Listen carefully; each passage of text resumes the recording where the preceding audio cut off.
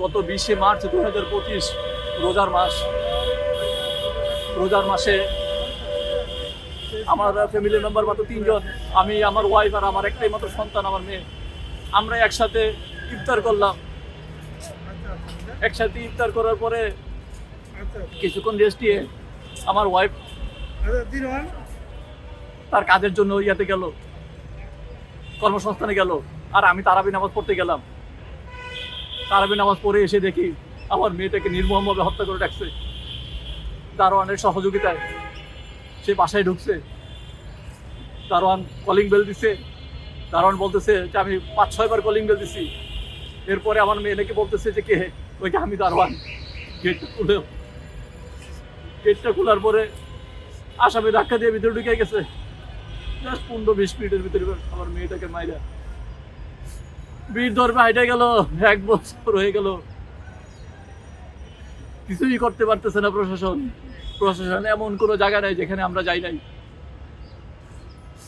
তারা কেউই কিছু করতে পারে না। সবাই নাকি অসহায়, সবাই নাকি আইনের হাতে বন্দী। পুলিশের লোক যদি এত অসহায়ত্ব প্রকাশ করে, আমরা কার কাছে যাব? আমরা কার কাছে বিচার চাবো? এই কারণে মাননীয় প্রধানমন্ত্রীর কাছে আজকে আসছি। ওনার তো একটাই সন্তান, একটাই মেয়ে। আমারও একটাই সন্তান, একটাই মেয়ে ছিল। এখন উনি যদি ওই দৃষ্টি দিয়ে তাকায়, ওই দৃষ্টি দিয়ে উনি যদি আমার কষ্টটা বুঝে, উনিও তো 17 বছর বাহিরে ছিল। ওনার সন্তানের কাছাকাছি থাকার সৌভাগ্য ওনার হয়েছে। এখন উনি ব্যস্ততার কারণে হয়তো কাছে থাকতে পারে না, কিন্তু এত বছর তো উনি কাছে ছিল। আর আমিও বাহিরের সব কাজ এরকম বন্ধ করে দিয়েছিলাম আমার মেয়েটার সাথে থাকার জন্য। আমার মেয়েটাকে সব কিছু করে দিতাম। আমার মেয়েটাকে যে নির্মমভাবে হত্যা করলো, আমি এর দৃষ্টান্তমূলক বিচার চাই। মাননীয় প্রধানমন্ত্রী, আপনি একটু তাকান, একটু দেখেন। আপনি যদি এর দৃষ্টান্তমূলক বিচার করেন, তাহলে হয়তো আর অনেক বাবা মা তার সন্তানকে হারানো থেকে বেঁচে যাবে। আর কোনো কুলাঙ্গার এরকম কাজ করতে সাহস পাবে না। আর কোনো বাবা মা শুধু সন্তানকে পয়দা দিয়ে ছেড়ে দিবে না।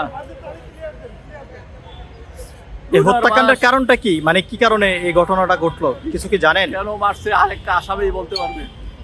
আমার মেয়েটা তো কাউকে কোনো হয়রানি করে নাই। তার বাসায় একদিনের জন্য দেয় নাই। তাই সে 8 মাসে বিবাহিত, একদিনের জন্য তার বাসায় নিতে পারে নাই। আমার মেয়েটা তো তাদের কাউকে কোনো কষ্ট দেয় নাই, হয়রানি করে নাই, কোনো কিছু করে নাই। তাহলে কেন আমার মেয়েটাকে মারবে? তার যদি ভালো না লাগে তাহলে তো সে চলে যাবে। আমার মেয়েটা মারার রাইটটাকে কে দিছে?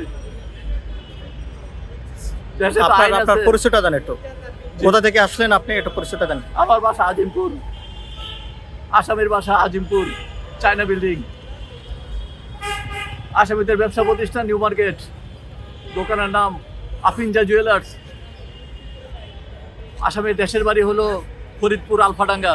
বাবার নাম কাজী মনির, উপজেলা চেয়ারম্যান। তার ক্ষমতায় যদি সবকিছু হতো, তাহলে তার গরিব বাইচে থাকতো না।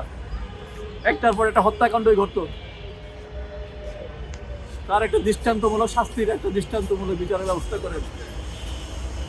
একটা উদাহরণ হয়ে থাকবে। আপনাকে মানুষ মনে রাখবে যেভাবে মনে রাখে জিয়াউর রহমানকে, যেভাবে মনে রাখে খালেদা জিয়াকে।